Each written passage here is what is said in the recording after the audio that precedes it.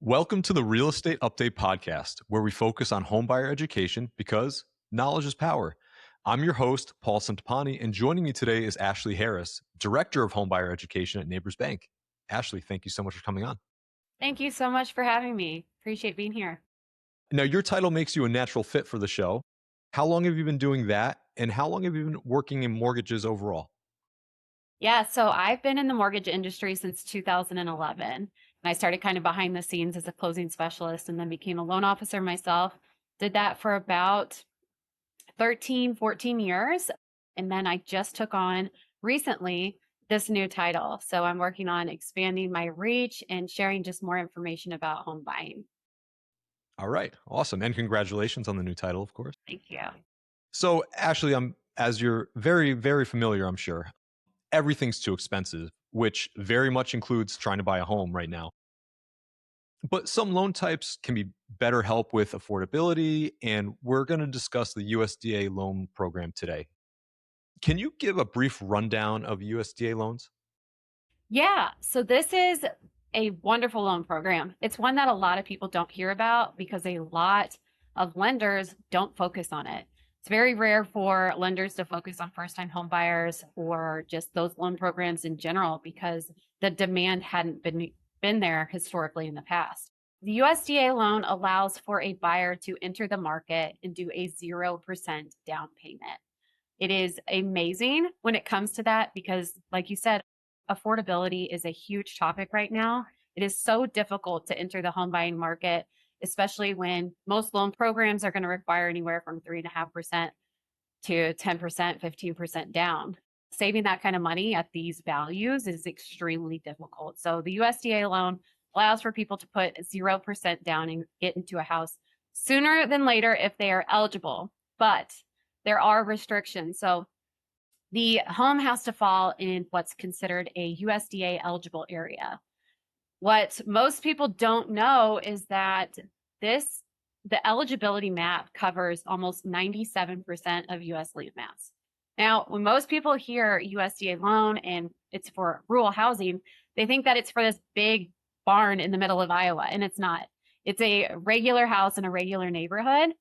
There's another restriction that comes along with it, and your household has to fall underneath an income cap. So that's specific to the area that you're living in. So those are the restrictions. I know most people are kind of surprised to see that the income limits are much higher than they were expecting.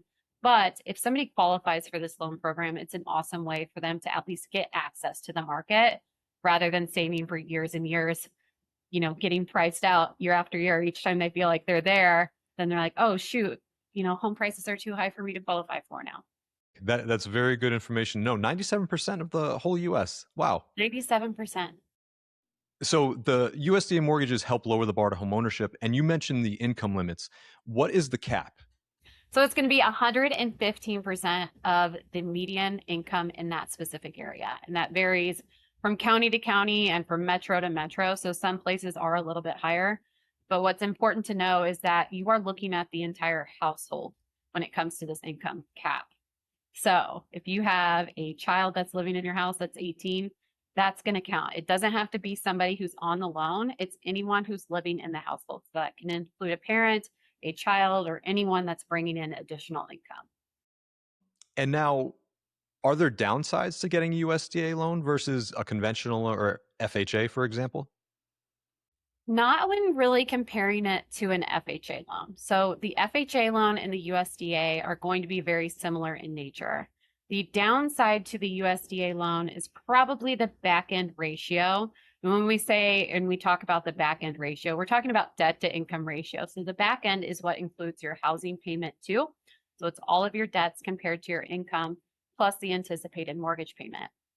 On an FHA loan, you are able to go a little bit higher. So you're going to be a bit more restricted when it comes to the USDA loan in most cases. The other downside, and it's really not, is the fact that once your lender has underwritten the USDA loan, it has to be sent off to the USDA for approval. And that's it. So it can add like 1-2 days to the timeline. Sometimes it can take longer, especially if there's a government shutdown. But other than that, It's a very comparable loan, and it would be more favorable to most people because of the ability to do 0% rather than the 3.5%. You're going to have a lower funding fee. You're going to have lower fees in general. So on an FHA loan, that's called the mortgage insurance premium. On a USDA loan, that's their guarantee fee. So you have an upfront fee, and then you have the annual fees that are paid monthly.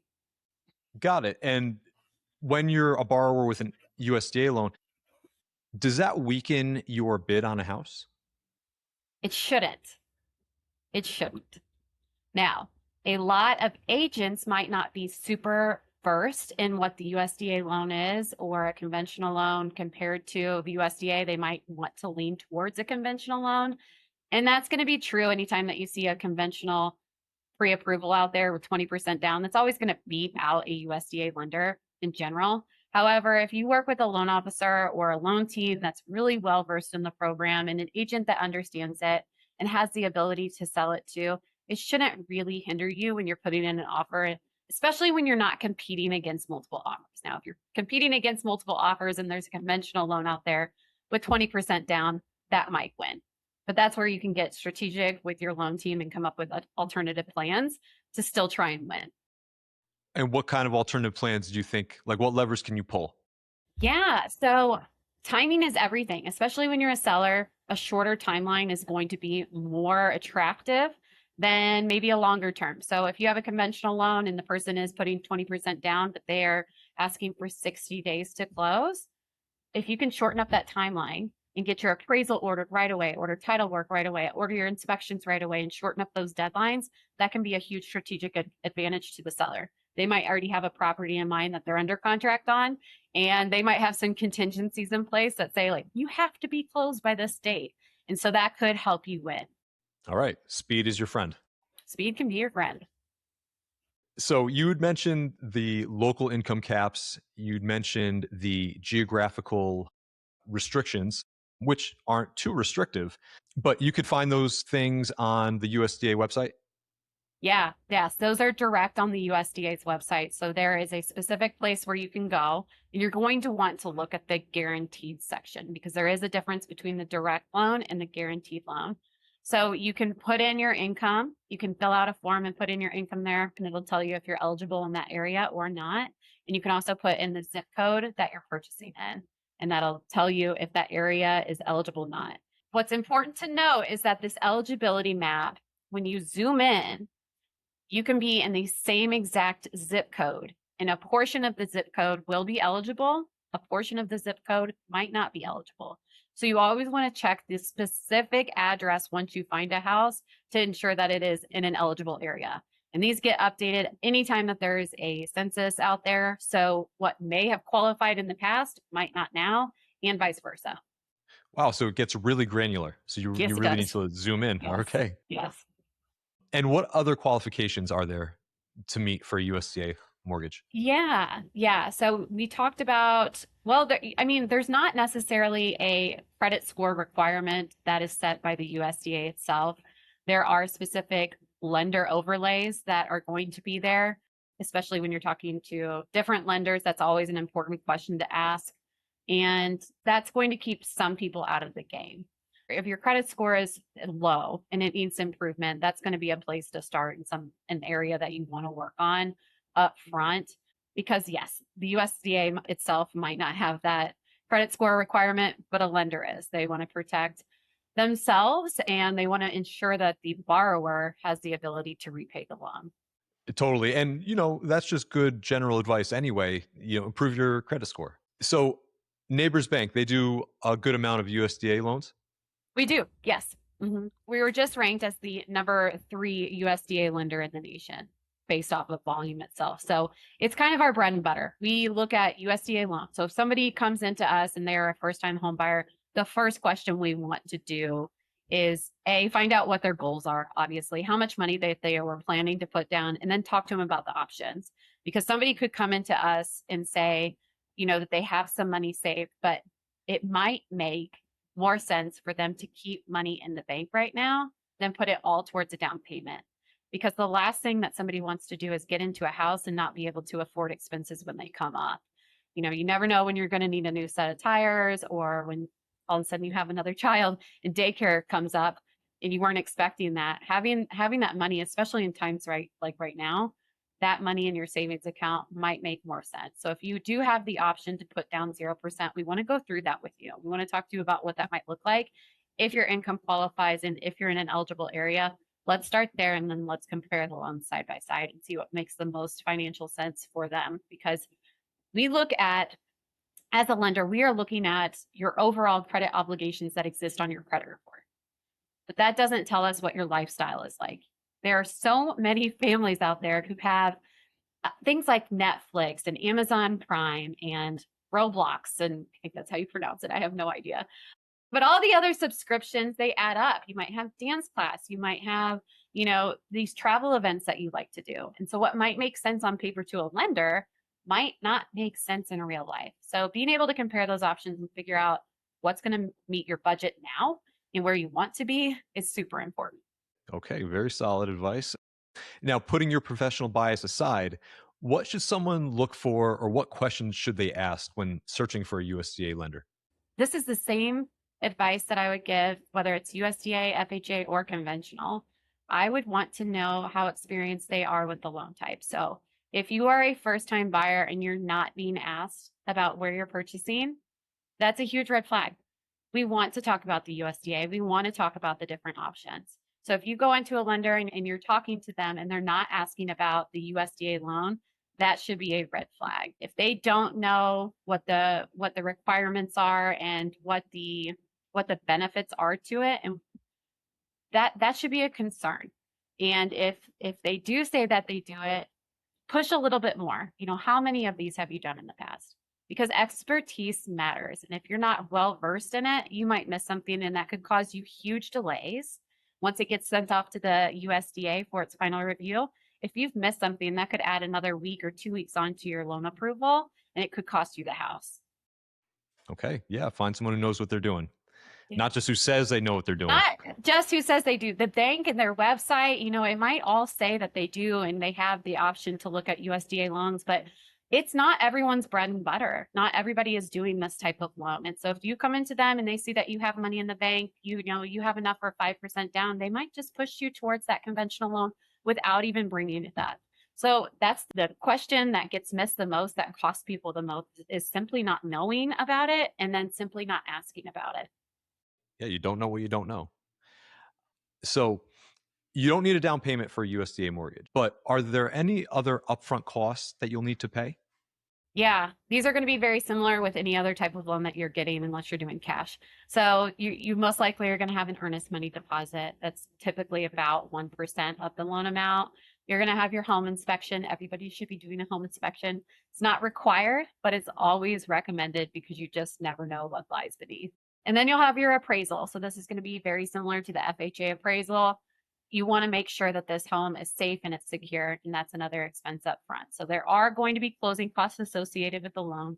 A lot of people hear 0% down and automatically assume, oh, I don't owe anything out of pocket, which is absolutely not the case. So you do need to have savings, but there are ways to get these fees negotiated for the seller to pay as part of the contract itself. Now, that is something that you would want to work with a real estate agent on. You also want to talk to your lender, because two houses in the exact same area, only a block away, could have wildly different county property taxes and wildly different home insurance costs.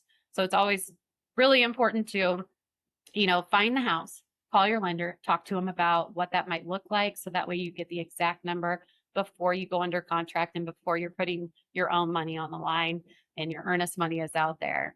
That's kind of the first step when you find a house, to ensure that you're protected. And Ashley, my final question, what's the top advice you'd give to first-time homebuyers right now? Ask about USDA loans.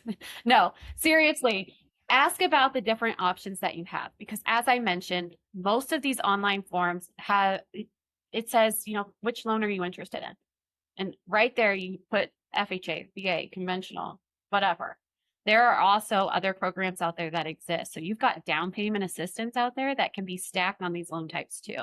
So if somebody doesn't qualify for USDA or VA for that matter, At that point, you do have the option as a first-time home buyer to look at the Home Ready and Home Possible loan. That's a 3% down conventional loan, which can also be very attractive, especially to somebody who has a lower credit score. Because with a typical conventional loan, you're going to get hit with a what's called a pricing adjustment based off of your credit score, which would potentially increase your rate. It does increase your rate. So on Home Ready and Home Possible, those layers and those risks get removed. And so you don't get that hit by having a lower credit score. So my advice would be to look at your options, talk to a lender that specializes in first-time home buyers, not the lender that your dad recommended and said that you have to work with. It's really important because it could cost you thousands and thousands of dollars. Or, you might be ready for home ownership. And if you go to a traditional lender who typically sees somebody who puts 20% down and has a ton of equity or money and assets readily available, you might be told that you don't qualify, and you do qualify. So you could buy a house today, and you might not know that just simply from not talking to the right lender. Solid, very solid. Yeah. See what's out there, know your options, talk to people who are experienced. Yes. And there are plenty of ways and programs that lower that barrier to homeownership.